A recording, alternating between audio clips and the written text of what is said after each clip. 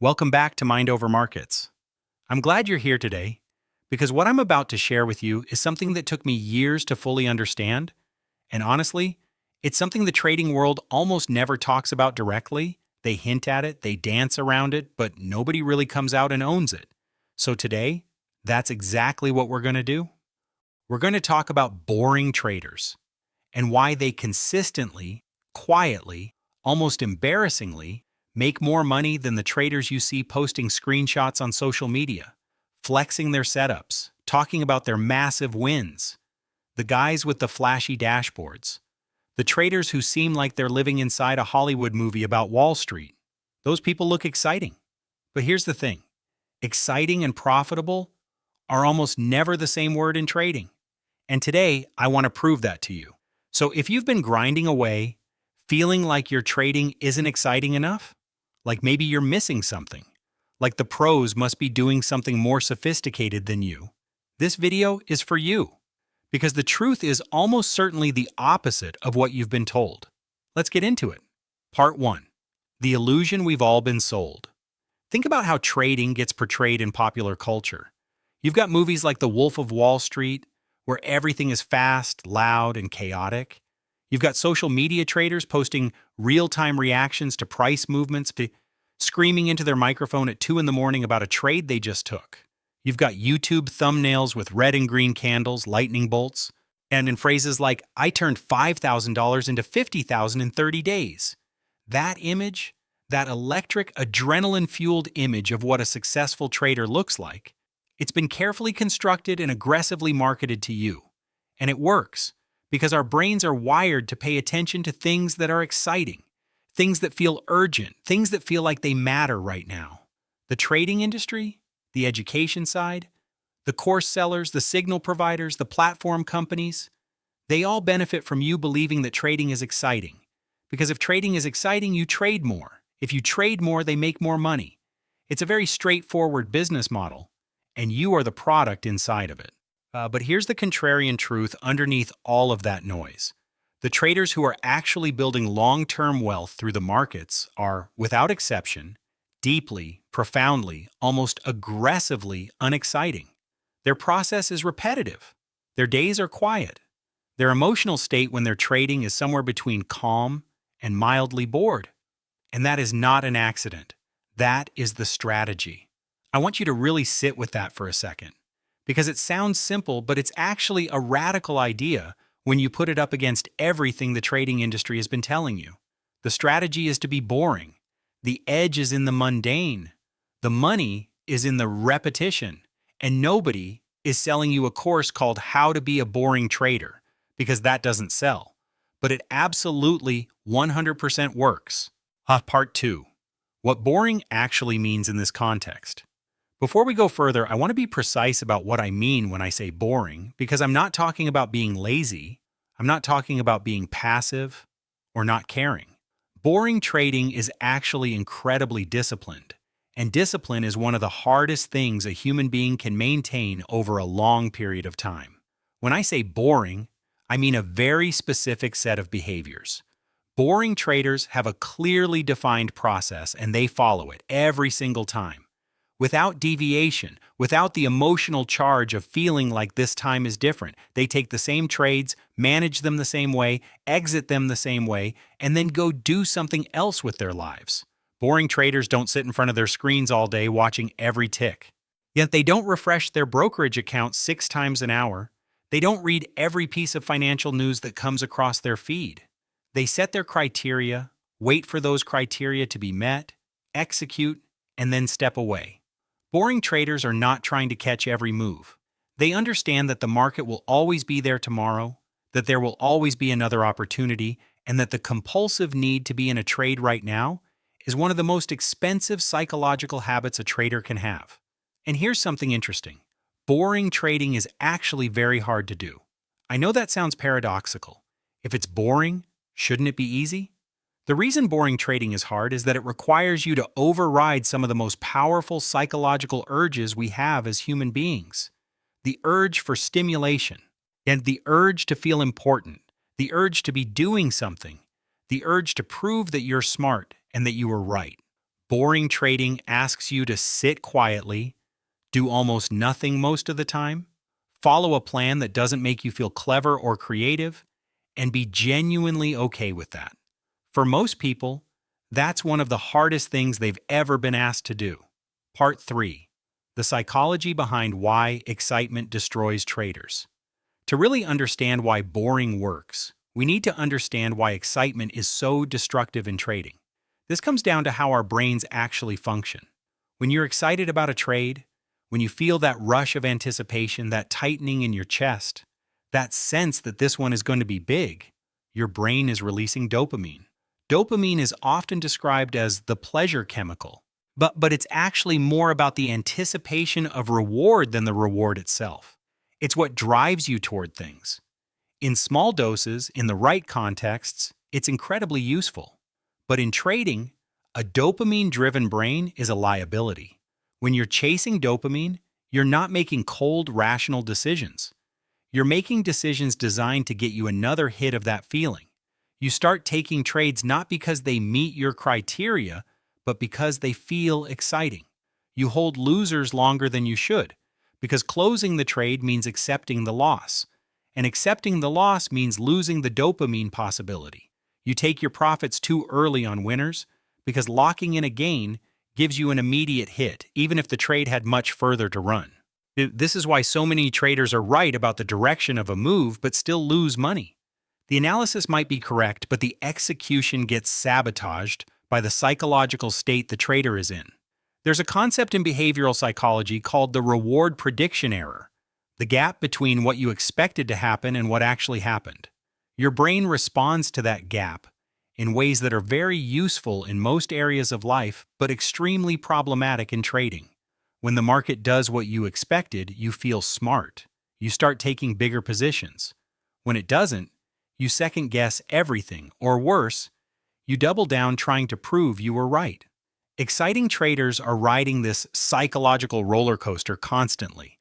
Every day is a new emotional adventure, and that emotional adventure costs them money, over and over again.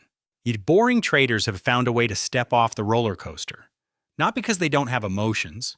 Everyone has emotions, but because they've built a process that doesn't depend on their emotional state to function correctly. The process runs, and their emotions are largely taken out of the equation. Part 4. The compounding power of consistency. Let's talk about something that sounds simple, but is genuinely profound when you apply it to trading behavior. One of the most powerful forces in finance is compounding. You've heard about it. Small, consistent gains reinvested over time produce extraordinary results. But while most people understand this in the context of investing, they completely fail to apply it to their trading psychology. Consistent behavior compounds. That's the insight I want you to take from this section. Every time a boring trader follows their process when it would have been easy to deviate, that builds a habit. Every time they skip a marginal trade that doesn't quite meet their criteria, they're preserving capital. Every time they exit according to plan instead of letting hope or fear extend the trade, they're reinforcing a pattern of discipline that becomes more automatic over time. These small acts of consistency compound into something extraordinarily powerful over weeks, months, and years. Exciting traders have erratic behavior patterns. One day following their rules perfectly, the next day overtrading because they missed a move and want to catch up. The day after taking the day off because they're emotionally depleted. Their performance is a jagged, unpredictable line. And jagged, unpredictable lines in trading almost always slope downward over time. There's another dimension here that doesn't get enough attention: decision fatigue. Every decision you make throughout a day depletes a finite pool of cognitive resources. The trader who is in and out of positions constantly, reacting to every move, is burning through their decision-making capacity at an enormous rate. By afternoon, the quality of their decisions has deteriorated significantly, even if they don't realize it. The boring trader, because they've done most of their work in advance, defined criteria, planned their response to various scenarios, is operating from a position of cognitive freshness when the moment of execution arrives. Part 5. The myth of the market genius. Let me tell you about a specific type of person you'll encounter in trading communities. This is the person who seems to have an almost supernatural feel for the market. They're always calling moves before they happen. They explain why the market did what it did with complete confidence and vivid detail. These people are often genuinely intelligent, but there's a very specific cognitive trap they've fallen into: narrative bias. The tendency of human beings to construct coherent stories around random or semi-random events. Here's the uncomfortable truth. Financial markets are partially random. Not completely random, but partially, because there are so many variables at play. Millions of participants, all with different information, different objectives, different time frames, that the precise path of a market on any given day is genuinely unpredictable in any meaningful way. The market genius doesn't accept this. They believe that if they just understand the story well enough, they can predict what happens next with high accuracy, and sometimes they're right. In fact, they're often right. This is what makes them so dangerous, both to themselves and to anyone who follows them. Because being right for the right reasons and being right for the wrong reasons look exactly the same from the outside. Boring traders don't need the market to be explainable. They don't need to know why something is happening. They've defined conditions under which they take action, and they act when those conditions are met. That's it. This might sound unsatisfying, but it's actually an incredibly sophisticated acknowledgement of the limits of what can be known in complex systems. The boring trader isn't less intelligent than the market genius. They're operating with a more accurate model of reality. Part 6. The Day Trader Trap. Day trading has been romanticized to an extraordinary degree. The image of someone sitting at home, a few monitors in front of them, making thousands of dollars before noon. It's one of the most powerful aspirational images in the financial world, and it's attracted millions of people who are now losing money they can't afford to lose. Here's what the research consistently shows. The vast majority of day traders lose money, and the more actively they trade, the more they tend to lose. Multiple large-scale studies using real brokerage data from hundreds of thousands of accounts reach the same conclusion. Active day trading for most retail participants is a wealth destruction activity. Part of it is structural. The costs of trading, the spread, the slippage, add up significantly when you're making dozens of trades a day. But the bigger part is psychological. Day trading is the most exciting form of trading. It provides constant stimulation, constant opportunity for the brain to feel clever or feel the rush of a win. And because it's so stimulating, it activates all the psychological biases that destroy performance. The boring trader almost by definition avoids day trading in its most extreme form. Not because there are never legitimate short-term opportunities, but because the environment of constant action is hostile to the disciplined mind. The boring trader typically operates on longer time frames, taking 1 or 2 trades a week or even 1 or 2 trades a month. Each trade gets more thought, more preparation, and more appropriate position sizing. The quality of decision-making is dramatically higher when you're not making 50 decisions a day. Part 7. The emotional seduction of being busy. There's something deeply important here that doesn't get talked about enough. The emotional need that a lot of traders have to feel like they're working, to feel productive, to feel like they're doing something. In most areas of life, activity correlates with results. If you want to get fit, you exercise more. If you want to learn a language, you practice more. If you want to build a business, you put in more hours. The principle that effort equals outcome is wired into us from early childhood, reinforced constantly by school, workplaces, and culture. But trading breaks that rule completely. In trading, more activity often means worse results. More trades mean more chances to make errors. More time in the market means more exposure to random noise. More decisions mean more opportunities for your psychology to undermine your process. And yet, people can't shake the feeling that they should be doing something. That if they're just sitting there waiting, they're being lazy. They're leaving money on the table. This emotional need for activity is one of the most insidious enemies of good trading. It pushes you into trades that don't meet your criteria. And it pushes you into switching strategies when yours isn't producing enough action. When really your strategy was fine and just needed patience. Warren Buffett, one of the most successful investors of all time, has described his approach as essentially doing nothing for very long periods, punctuated by occasional moments of decisive action. That's not laziness, that's an enormous discipline.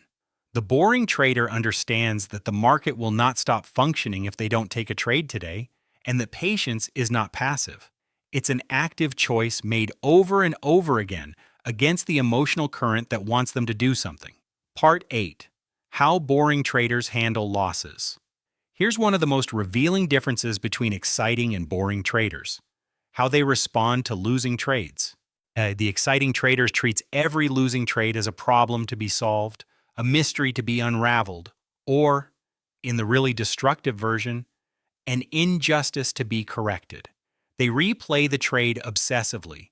They wonder if they should have held longer, gotten out earlier. They experience genuine emotional pain. Not just disappointment, but something closer to a personal wound. And then they look for a way to get it back. They take a revenge trade. They increase their position size to recover the loss faster. They override their criteria because they've convinced themselves they understand what the market is doing now and they can make it back. This pattern is so common, it has a name in trading psychology: loss chasing. And it's responsible for a disproportionate percentage of the catastrophic account blowups in retail trading. Most blown accounts aren't the result of one bad trade. They're the result of one bad trade, followed by an emotionally compromised response, followed by a second bad trade that was even larger, followed by an even more compromised state, and so on in a downward spiral. The boring trader approaches losses very differently, not because they don't feel them, they do, but because they've restructured their relationship with losses at a fundamental level. For the boring trader, a loss taken according to the plan is not a failure. It's a cost. It's an expected part of doing business. Just like a store that sells goods at a markup still has to pay for the inventory, a trader who takes calculated risks will take losses. The losses are the inventory cost. They're built into the model. And this reframe sounds simple, but it's psychologically profound. When a loss is a failure, it triggers ego defense mechanisms: denial, anger, the need to correct the injustice. When a loss is a cost, it triggers nothing beyond a brief acknowledgement and a return to the process. Boring traders also maintain consistent position sizing, precisely because they're not excited by the markets and not tempted to bet too heavily on any single trade. The result is that even when they're wrong, the loss is bounded. It's absorbed without drama and without damage to their ability to continue operating. Part 9. The role of uncertainty and how boring traders embrace it. One of the deepest psychological challenges in trading is accepting real uncertainty.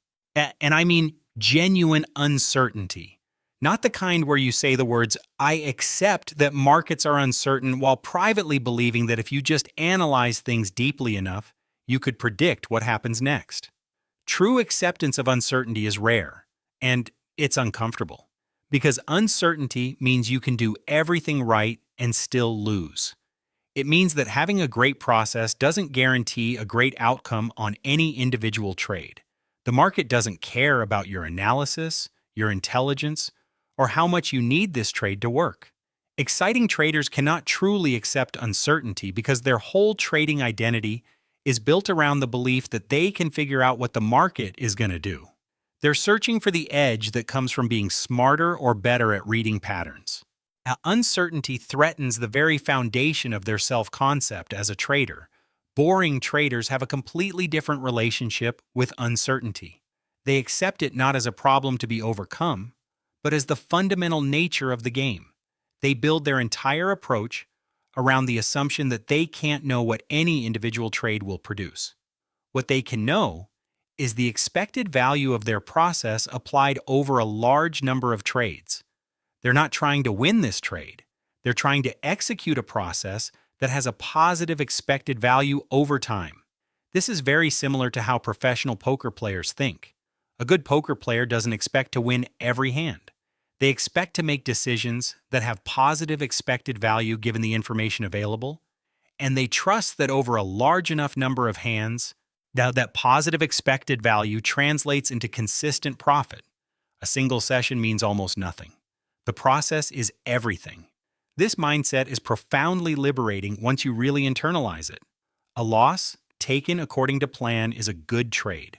A win taken because you deviated from your plan and got lucky is actually a bad trade in the most meaningful sense because it reinforces the wrong behavior. Boring traders can evaluate their performance entirely based on process compliance, separate from profit and loss. And this ability to judge the quality of decision making independently from the outcome is one of the most powerful psychological tools available to a long-term trader. Part 10. The social cost of being boring. Let's talk about time frame. Well, because this is where the boring trader advantage becomes most dramatic and most undeniable. Most retail traders are thinking in terms of days or weeks. They want to see results quickly, they want to feel progress in a way that's immediate and tangible. Boring traders think in terms of years, sometimes many years. They understand that trading performance is only meaningful when evaluated over a large enough sample of trades under a variety of market conditions. This is a time frame that the exciting trader simply cannot tolerate. Because the exciting trader needs feedback quickly, they need to know they're right. 2 or 3 years of grinding through a process before you can really evaluate whether it works is, for the exciting trader, an eternity. Now, the boring trader is perfectly comfortable with this time frame because they've detached their day-to-day emotional state from their results. They're not asking, am I winning today? They're asking, am I following my process today? And the answer to that second question is something they can know with certainty, regardless of what the market does. This long game mentality also changes how the boring trader views drawdowns, periods where their account equity is declining or stagnating. Every strategy, no matter how good, goes through drawdown periods. The market shifts, the patterns that produced edge temporarily stop working, or you simply hit an unlucky sequence of losses. This is normal, it's expected, and it is survivable if you've maintained appropriate position sizing and genuine confidence in your approach. The exciting traders in a drawdown goes through a crisis of faith. They start questioning everything. They change strategies, they cut their position size to almost nothing, or they do the opposite and increase it trying to accelerate recovery. All of this activity makes the drawdown worse, or at best extends it, because they're no longer executing their edge consistently. The boring trader in a drawdown does something remarkable. They do nothing differently. They keep following the process. They accept that this is a rough patch, that is part of the long arc of their trading career, and they trust that the edge will reassert itself over time. This is not blind faith, it's evidence-based confidence in a well-tested approach, combined with the psychological resilience that comes from having thought about this scenario in advance. Part 11. Be building your boring trading identity. So here's where this gets practical, because I don't want this to just be an interesting perspective. I want it to change how you actually approach your trading. The first thing to understand is that this is genuinely an identity shift, not just a behavioral adjustment. It's not enough to decide to be more disciplined. Discipline imposed from the outside, I should do this, I must follow my rules, is fragile. It breaks down under pressure. Real behavioral change happens when the new behavior becomes congruent with who you believe yourself to be. A boring trader doesn't think of themselves as someone restraining themselves from exciting behavior. They think of themselves as someone for whom patience and process are fundamental values. Yet the identity isn't, I'm a trader who is trying to be more patient. It's, I am someone who understands that patience is where the edge lives, and that's who I am. When you're restraining yourself from something you want to do, every moment of restraint takes energy and creates internal conflict. When you're expressing who you are, the same behavior feels natural and effortless. So, how do you build this identity? One way is through documentation. Keep a trading journal that isn't just about your trades. It's about your decision-making process. Write down the trades you didn't take and why. Write down the moments when you felt the impulse to deviate from your plan and chose not to. These moments of disciplined inaction are just as worth recording as any trade you actually took, because they're evidence of your identity as a boring, but process-focused trader. Another way is to be ruthlessly honest with yourself about what you find exciting in trading and why. Not to shame yourself, but to see it clearly, because the things you find most exciting about trading are almost certainly the things that are costing you money. The thrill of a big trade, the satisfaction of being right, the social validation of sharing a win. See these things for what they are: psychological rewards available to you at the cost of trading discipline, and then make a conscious choice about whether those rewards are worth what they cost. A third way is to redefine what success looks like on a daily basis. Instead of measuring success by profit and loss, measure it by process compliance. Did you follow your criteria? Did you manage the trade according to your plan? Did you avoid taking trades that didn't meet your standards? If yes, that's a successful trading day, regardless of whether you made money. Over time, this reframing produces both better psychology and better financial results. Part 12. What boring traders know about the market that exciting traders don't. I want to come back to something and go a bit deeper because there's a fundamental truth about markets that boring traders have internalized and exciting traders have missed. Markets are not puzzles to be solved. They're complex, adaptive systems. And complex adaptive systems respond to participants' attempts to exploit them by changing in ways that make those exploitations less reliable over time.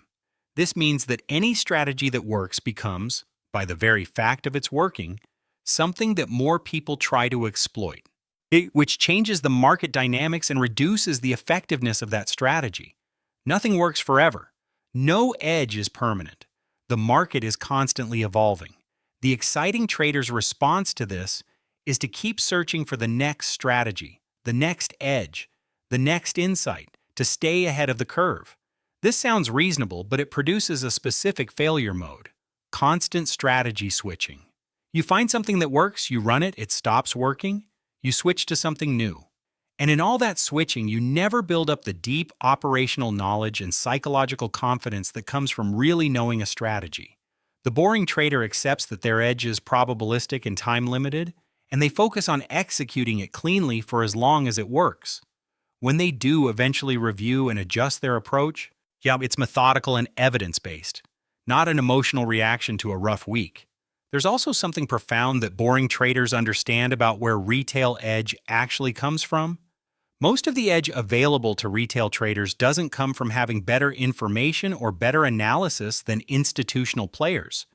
It comes from having better behavior, from not doing the things that most retail traders do: the overtrading, the emotional decision-making, the revenge trading, the abandoning of strategies during drawdowns. The bar is not be smarter than the market. The bar is be more disciplined than the average retail trader. And that bar, while not easy to clear, is absolutely within reach of anyone who takes it seriously. You don't need a quantitative background. You don't need a finance degree. You need a defined and tested process and the psychological discipline to execute it consistently. That's it. Part 13. The Quiet Wealth Builders. I want to close with something that I find genuinely inspiring, even though maybe because it's completely unglamorous. There are traders out there right now who you will never hear about. They don't have YouTube channels. They don't post on social media. They don't sell courses or speak at conferences. Their names don't appear in any financial news. They get up, do their process, take their trades when the criteria are met, manage them according to their plan, and make money consistently, year after year. Not spectacular returns that make headlines, consistent compounding returns that over a decade or more produce extraordinary wealth, quietly, without drama, without an audience. These people exist. Then the evidence is everywhere once you know how to look for it. They're not writing books about their genius because their genius isn't the kind that makes a good book. It's the genius of repetition and discipline. It's the genius of knowing yourself well enough to have built a system that accounts for your own psychology. It's the genius of being profoundly, cheerfully, deliberately boring. And here's the beautiful irony of all of this. The most exciting thing that can happen in your trading career is the realization that you don't need excitement, that the path forward is simple. Not easy, but simple. That the edge is not in the complexity of your analysis or the sophistication of your strategies. It's in the mundane, unsexy, deeply unglamorous practice of showing up every day, doing the same thing, and trusting the process. At that realization, and when it really lands, when it becomes more than an intellectual idea and starts to be something you operate from rather than aspire to, is genuinely transformative. Not just for your trading, but for how you think about success in general. Because the boring trader's secret isn't really a trading secret, it's a life secret. The most sustainable, most powerful results in almost any domain come from consistent, disciplined, process-driven action over long periods of time. Trading just happens to be one of the domains where the consequences of ignoring this truth are most immediate and most expensive. What to do with this? So where do you go from here? I want to leave you with a few concrete things, because I believe in giving you something actionable, not just philosophical. But first, audit your current trading for excitement. Go back through your last 50 trades and ask yourself honestly, which of these were taken because they genuinely met my criteria, and which were taken because they felt exciting, or because I wanted to be doing something, or because I was chasing a loss. The answer might be uncomfortable, but it's incredibly valuable information. Second, define what boring looks like for you specifically. What does following your process completely, without deviation, actually look like in practice? Write it down in detail. The boring trader has a crystal clear picture of what they're doing and why. Vagueness is the enemy of discipline. Third, practice doing nothing. This sounds absurd, but try it.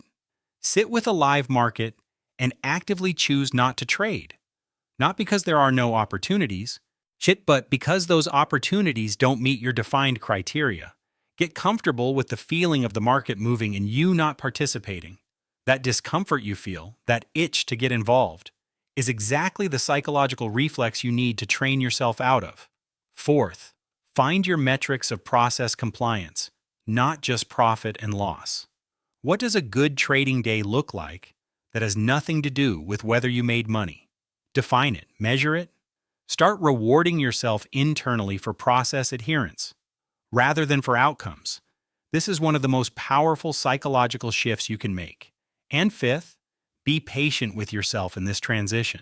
Building the identity of a boring trader takes time, especially if you've spent years operating in excitement mode. There will be setbacks. There will be days where you fall back into old patterns. That's okay. The direction matters more than the pace. This is Mind Over Markets. Thank you for spending this time with me today.